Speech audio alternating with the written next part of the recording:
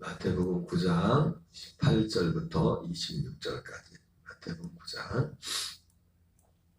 18절부터 26절까지를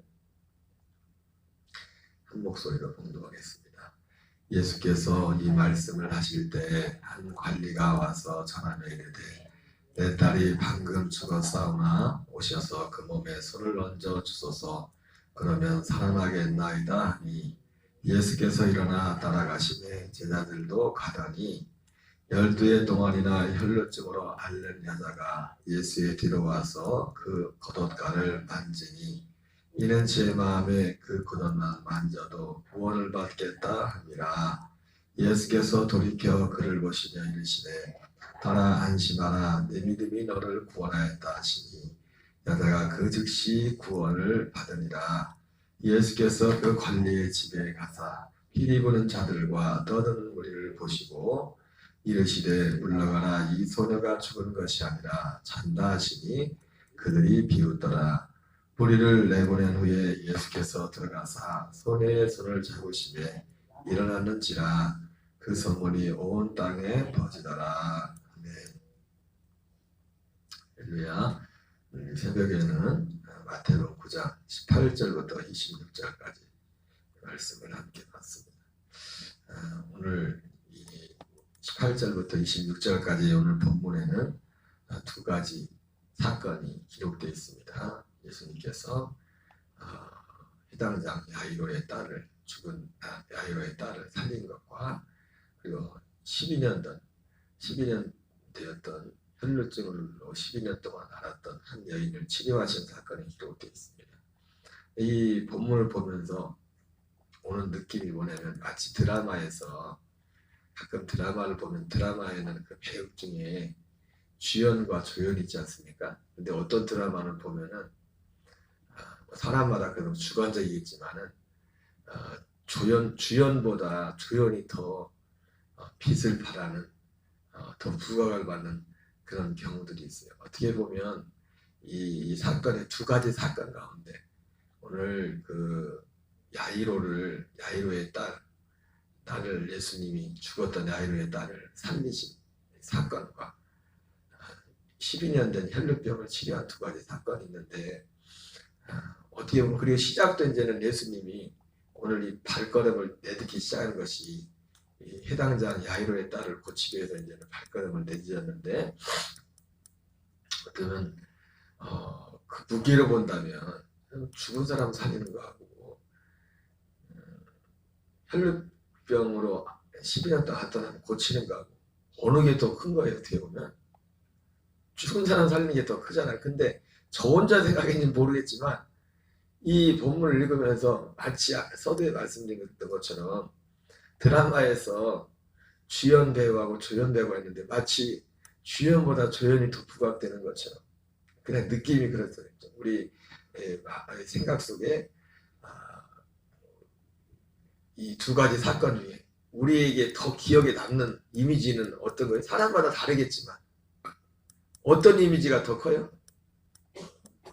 혈루증 여인 그 이미지가 좀 더 크죠. 저만 생각인가요? 저 혼자 생각만 그런가요?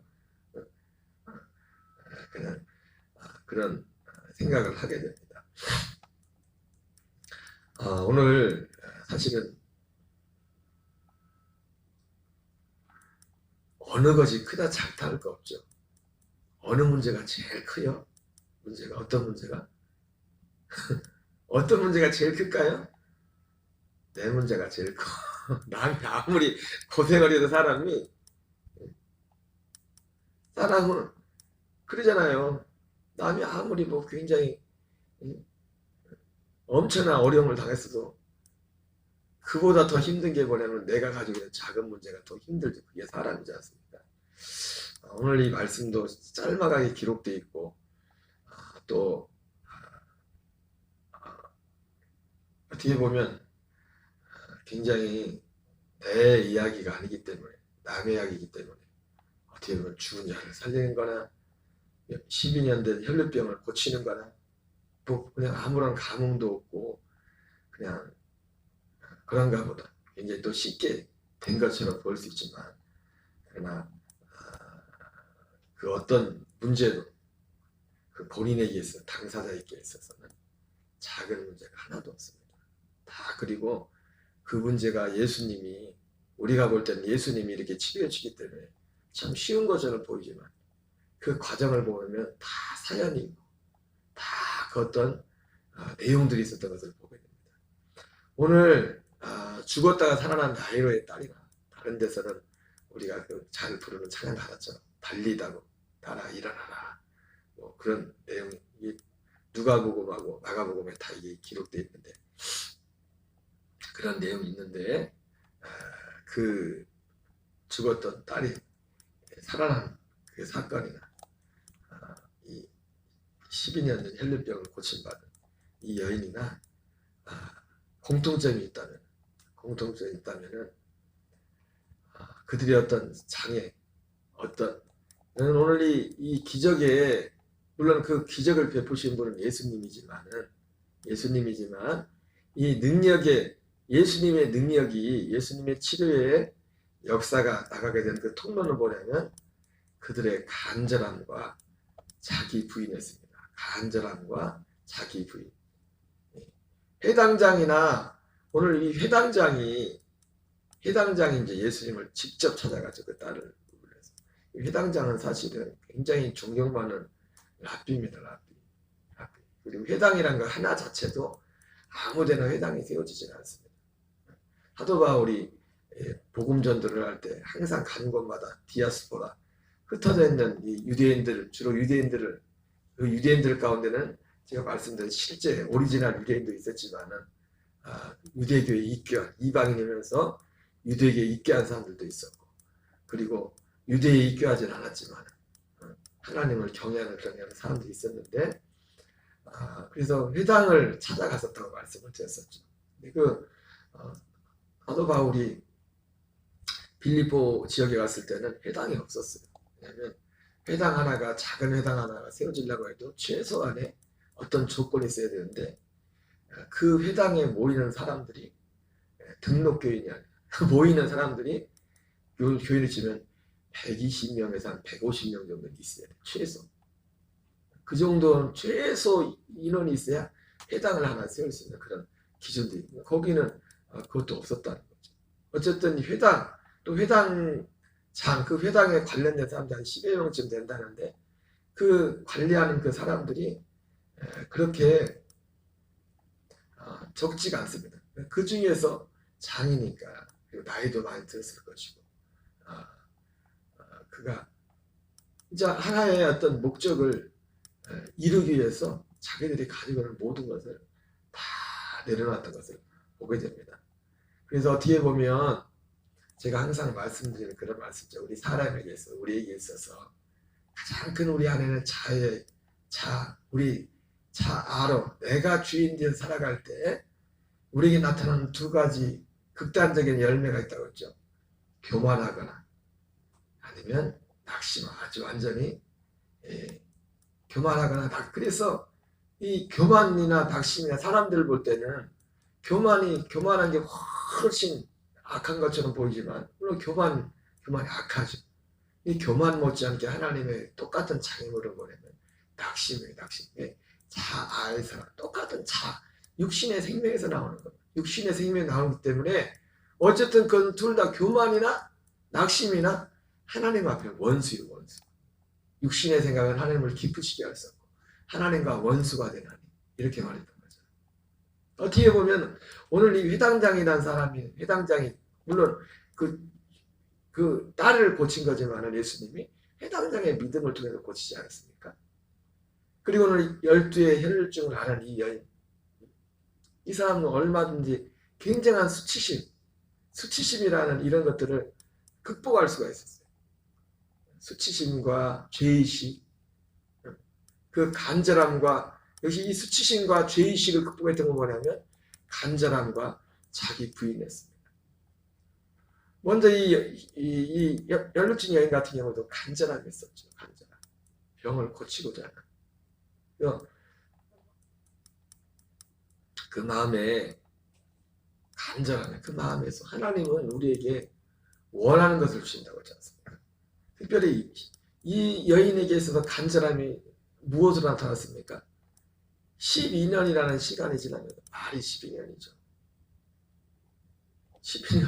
12년 동안 병을 못 고쳤는데 그 병을 고쳐보려고 그동안 안 해본 게 없어요. 별 노력을 다 해봤어요. 저도 지금 사실은 그나마 건강이 많이 좋아진 거지만은 서울에 있을 때 부모를 있을 때보다 훨씬 좋아진 거예요. 저도 혈루증만큼은 알지만 혈루증에는 있는 재산 다 탕진했다니. 뭐 탕진할 재산이 그렇게 있지도 않았지만 한 달 한 달 그냥 살아가는 그런 형편이었었지만은 뭐 별들 다 가본 것 같아요. 많이는 안 가봤지만은 하나도 안 좋다 보니까 병원도 일반 병원도 가보고 또 사이비 같은 사이비는 아니지만 뭐 그때 가서 뭐 부항도 떠보고 지금도 여기 이 등에 자국이 있을지 몰라요. 다 많이 났지.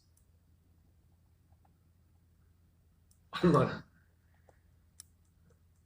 그나마 이만큼 좋아진 게 하나님의 은혜죠.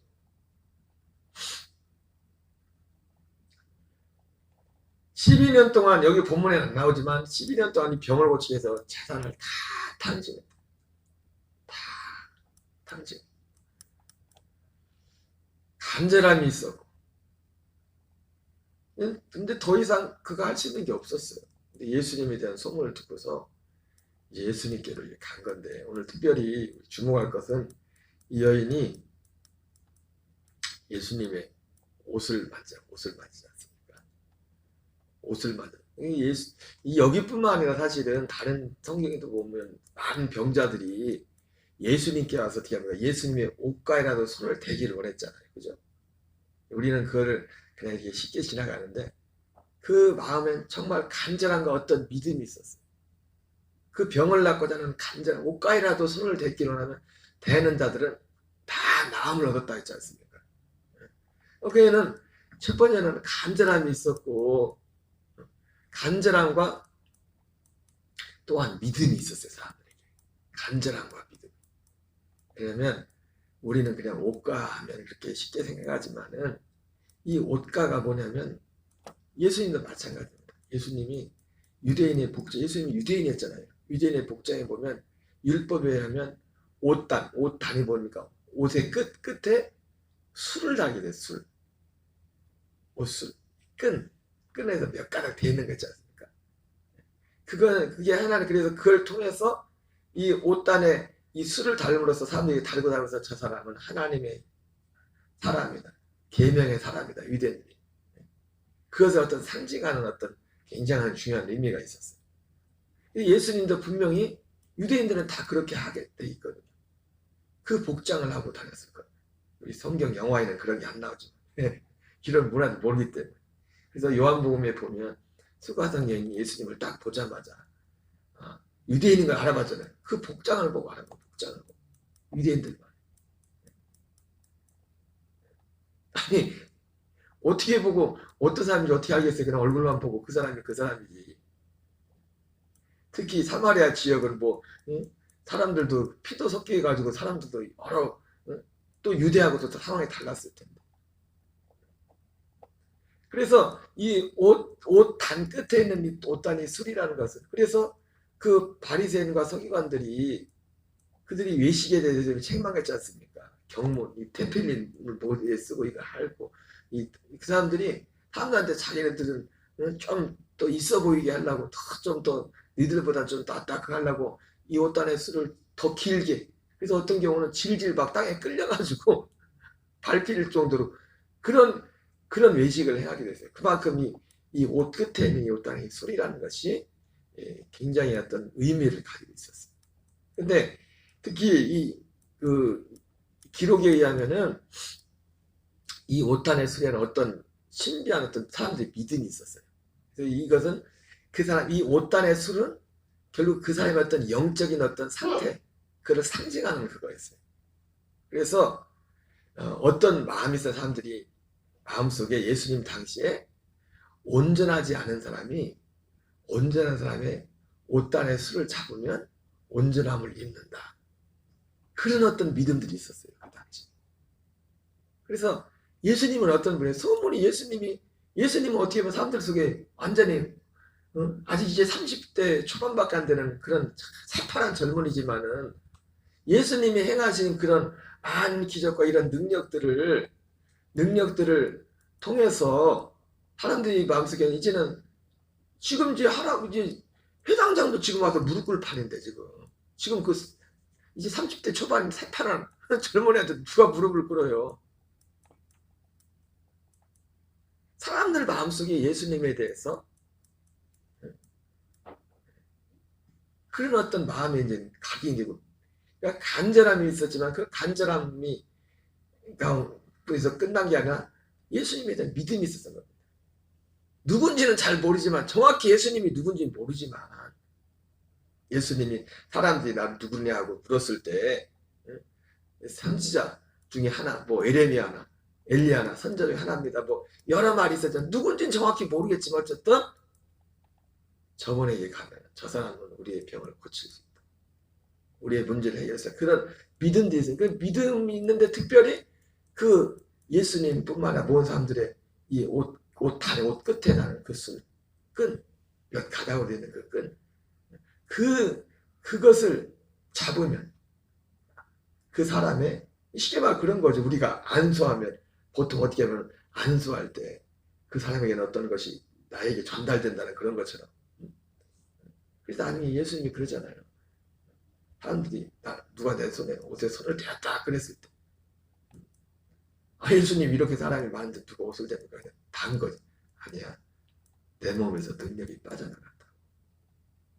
마치 안수받는 그런 느낌? 그래서 이 옷단의 수를 해서 만지면 그 사람의 상태가 내게로 전달이 된다. 그래서 온전하지 않은 사람이 온전한 사람의 옷단의 수를 만지면 내가 온전함을 입는다. 그래서 이 마음속에 이 여인이 내가 예수님의 옷에라도 손을 대면 내가 구원을 받겠다. 마음을 받겠다. 그런 마음이 있었던 겁니다. 어쨌든 그러한 믿음으로 간절함과 특히 혈루증 여인 같은 경우는 혈루증이라는 것 자체가 아까 서두에서 잠깐 말씀드렸지만 수치심과 간절함의 장애물을 이기는 겁니다. 간절함. 여러 가지 핑계가 있을 수 있겠지만 마음이 없으면 핑계만 보이고 마음이 있으면 길이 보인다. 이 여인의 목적은 뭐예요? 어쨌든 혈루병에서 고침을 받는 거예요. 그래서 재산을 다 탕진을 해요. 그러니까 이 병을 고칠 수만 있다면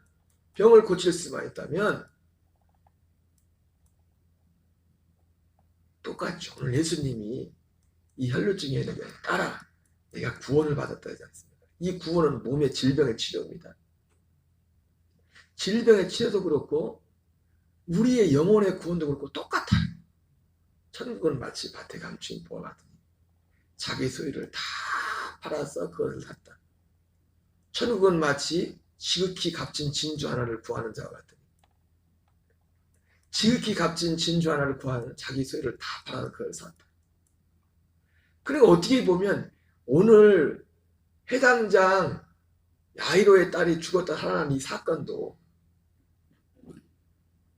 이 혈루증 여인이 취업하는 것도 뭐예요? 이 사람들은 자기 소유를 다 판 거예요. 어떻게 다 팔아서 그 목적을 이룬 거예요. 혈루증이라는 것 자체가 수치심에 모든 사람들이 다 저거는 다 피하고 알면 피하고 같이 하지. 뭐 격리를 돼야 되는 나병과는 좀 다르겠지만은 거의 비슷한. 그리고 이 혈루증은 뭡니까? 자기가 부정하기 때문에 첫째는 아까 말했던 수치심이라는 게 있고 죄의식이 올 수 있어요. 왜? 어떻게 보면 예수님을 만지면 예수님도 부정해지는 거예요. 혈루증이 이 부정. 그러면 내가 누군가에게 요즘 사람들은 죄의식이라는 것 자체가 없는 사람들도 죄의식이라는 단어 자체가 참 어떻게 보면 생소해요. 요즘 모든 사람이 그렇지 않죠. 이 두 가지 장애물이 있었지만은 그 장애물을 그래서 어쨌든 살짝 닿기만 하고 문제는 뭐냐면 이 여자가 어떤 표현을 하면 치고 빠지기 작전을 그냥 예수님 앞에 나가지도 않고 예수님 이름도 안 불렀잖아요. 그냥 조용히 왜냐면 본인 자체가 긁히면 안 되잖아요. 혈루증이기 때문에. 그러나 옷가에라도 손을 대면 그 대는 과정에 예수님도 부정하게 할 수 있고 다른 사람도 부정하게 할 수 있지만 그런 모든 장애물에도 불구하고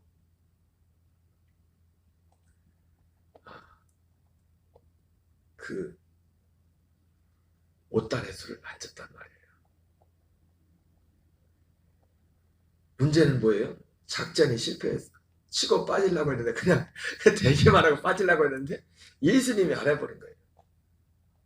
원래 이 옷단의 술이라는 것이 너무 중요하기 때문에 이 옷단의 술은요 그 본인의 허락 없이는 함부로 만지면 처벌을 받게 돼 있어요. 처벌을 받게 돼 있어요. 어떤 벌이 가해지게 돼 있어요. 이 옷단의 술을 허락 없이 만지면. 그런데 처벌에서 자유한 사람이 있어요. 누가 자유하냐? 옷단 술의 자녀들은 마치 손주들이 할아버지 막 수염 막 땡기듯이 그 자녀들은 옷단의 술을 만져도 허락 없이 만져도 처벌을 받지 않습니다.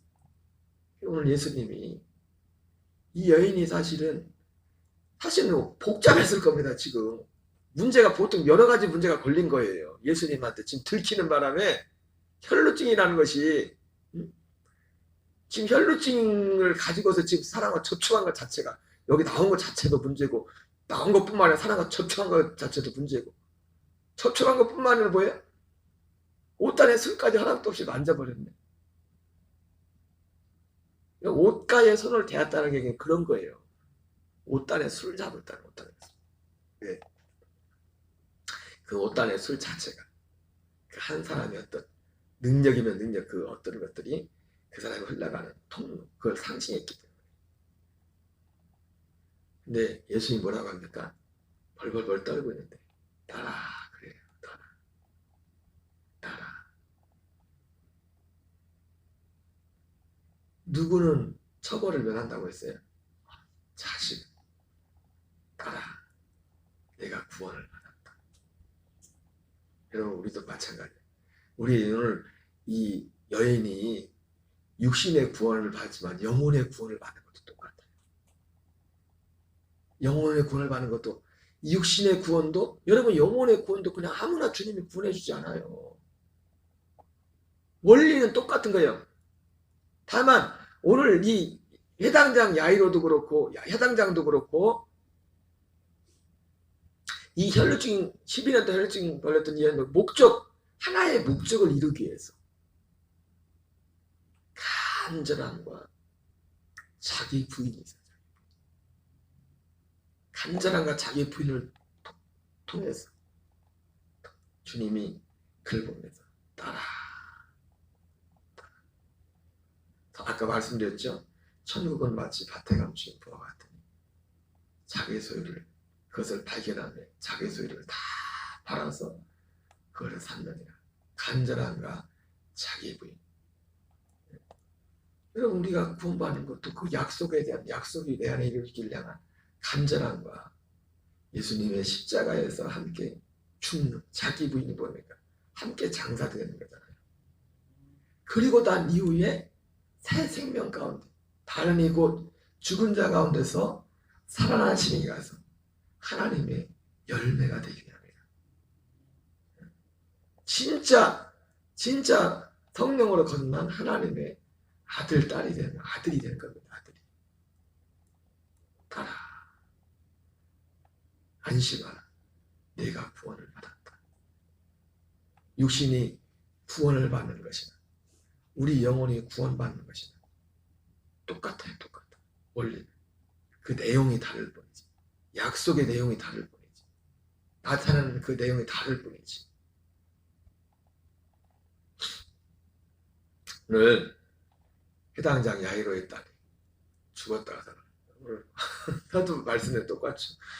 죽은 게 더 큰 사건인데 우리 눈에는 혈루병 고친 게 더 큰 것처럼 주연과 조연이 곧 바뀐 거죠. 근데 사실 하나님 편에서 볼 때 죽은 사람 살린 거나 혈루병 고친 거나 똑같겠죠. 예수님 편에서 볼 때. 어쨌든 오늘 두 가지 사건을 통해서 하나님이 우리 눈에 볼 때 어떤 사람도 어떤 문제도 타인의 문제는 적게 보이고 내 문제는 크게 보이고 어떤 사람도 어떤 일이었을 때 사연 없이 그냥 쉽게 자동 판매기처럼 우리가 볼 때는 정말 쉽게 예수님 입장에서는 쉽겠죠. 그러나 당사자들 입장에서는 이 예수님의 능력이 예수님의 구원의 역사가 나타나는 데 있어서 분명한 구체적인 그런 원리들이 있었다는 것을 보게 됩니다. 오늘 우리의 삶 속에서도 간절함, 그러니까 우리가 생명 안에 사는 것도 마찬가지입니다. 간절함이 있어야 간절함에 이것이 행동으로 나올 때는 반드시 자기를 부인하는 그 과정을 겪지 않고는 예수님께로 나갈 수 없습니다. 예수님의 육신의 어떤 물리적인 능력이 행하시는 것도 그렇고 우리에게 생명의 역사도 그렇고 이 한날도 오늘 회당장과 같은 이 혈루증 걸린 여인과 같은 그 중심으로 그리스도 안에서 승리하는 저와 여러분 되시기를 주의 이름으로 축원합니다. 우리 주기도문으로 마치겠습니다. 하늘에 계신 우리 아버지여 이름이 거룩히 여김을 받으시오며 뜻이 하늘에서 이루어진 것 같이 땅에서 이루어지이다. 오늘날 우리에게 일용할 양식을 주옵시고 우리가 우리에게 죄 지은 자를 사하여 준 것 같이 우리의 죄를 사하여 주옵시고 우리를 시험에 들게 하지 마옵시며 다만 악에서 구하옵소서. 대개 나라와 권세와 영광이 아버지께 영원히 싸움나이다. 아멘. 주여 주여 주여 주여. 아버지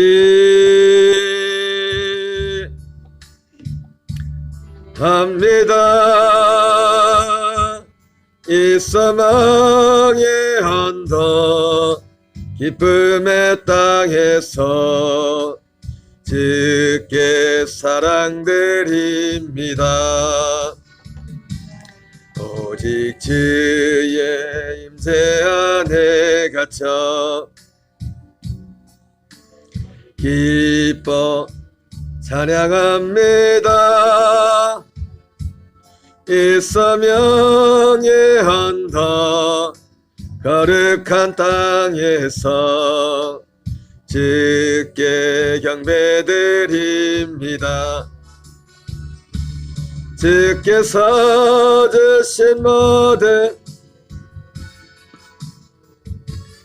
나는 할 수 없네. 내 영혼 즐거이